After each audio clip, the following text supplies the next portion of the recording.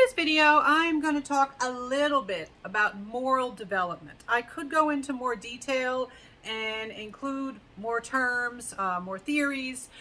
This is going to be a brief take on moral development. And so when we talk about morals or moral development, what are we talking about? What does it mean to be moral? We're talking about decisions about what is right or wrong. What is the right or wrong thing to do? We don't always do the thing we think is the right thing to do, but we have a sense of whether something is right or wrong. And one thing that adults are often trying to teach children is how to behave the right way. And so the sense of right or wrong comes from many sources. All right, children, they learn through modeling, through outright teaching, through reinforcement and punishment of their actions. There are many ways that over time children can develop this sense. So it's an outgrowth of bonding, attachment, and cognitive maturation. We do know that moral development, we teach this, we value this because it does seem to be very important for species survival. If we just went around and did whatever we wanted without concern for what is right or wrong, a lot of people would not be able to survive. We wouldn't last very long. And so when we do talk about moral development, let's talk about some concepts, some ideas, things that develop over time. And so, oops, my screen is frozen here. Advancing my notes. There we go. Okay. Oops. All right. Okay. I knew what was coming, but I like to have it on the screen. That's my comfort. All right. So one thing we have to make a distinction between is the difference between prosocial behavior and antisocial behavior. Now, this word prosocial, right? It's pro something. Prosocial. This is your nice behaviors, your kind, helpful, extending helpfulness and kindness without any obvious benefit. So this is like if you help somebody because you're hoping they'll give you money. That's not prosocial. Prosocial is when you help somebody or you're nice to them because it's the right thing to do.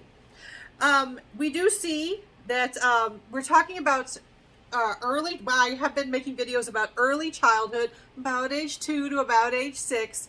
We do see, particularly between age 3 and 6, we do see a lot of advances in this area, that children will start, they will exhibit more maturity, and they have the potential to engage in more prosocial behavior.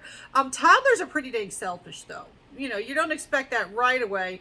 Slowly over time, you can see an increase in prosocial behavior.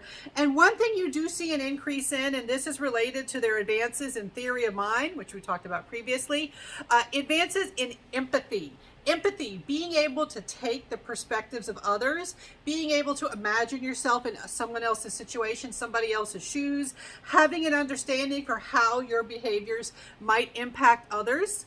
Empathy is increasing slowly between age 3 and age 6. And so that's another thing that allows or can, lead you for the potential for more prosocial behavior. You have empathy, you know that your behavior can harm others. It may make you resist the urge to engage in certain behaviors and to do things that are selfless because you like thinking, oh, this is going to help that person. Now, you can also have antisocial or anti-social behaviors. Now, this word antisocial, I do find that many students have other connotations. When they think antisocial, a lot of times students think that means like you're being shy or you're being avoidant of people. Like I'll say, what does it mean to be antisocial? They'll say, well, that's like when your friends are all going out and you say, oh no, I don't want to. I'd rather stay in. I'm being antisocial. That's actually not the same thing. You're being socially avoidant perhaps, but you're not antisocial. Antisocial, that is when, it's like the opposite of prosocial. That is when you engage in the cruel, hurtful, harmful behaviors. All right, so someone can be socially anxious. Someone can be an introvert. That does not mean they're antisocial. So this is deliberately hurting, not accidental. Accidents happen. This is on purpose, deliberately hurting another person, including people who have done no harm. This is not necessarily payback or deserved harm. You do it on purpose. You intend to hurt the person. And this, you're going to have some of this behavior. Kids are going to do things like hitting each other, insulting each other. All right. But it generally, usually, typically declines with maturity. The closer you get to age 6, usually the less antisocial behavior you see. And sometimes when you don't have a reduction in antisocial behavior, sometimes that can be a sign that you need to look into other issues with the child. And so this word we have here is antipathy.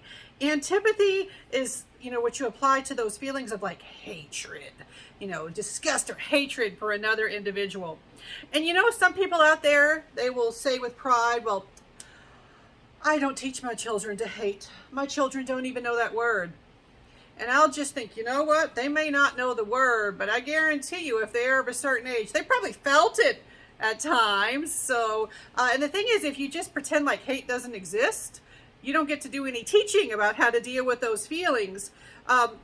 People feel those feelings. They have to learn to understand why they're feeling them and, how you can reduce behaviors that might be related to them. Oops. I advanced my screen to the wrong screen. One moment here. I was making sure that I covered everything, but now I lost my screen. Yeah.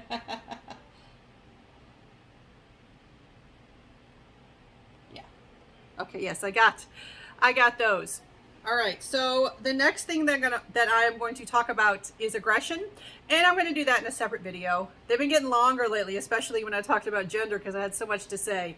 I'm going to try to keep them short again. So aggression and types of aggression, next video.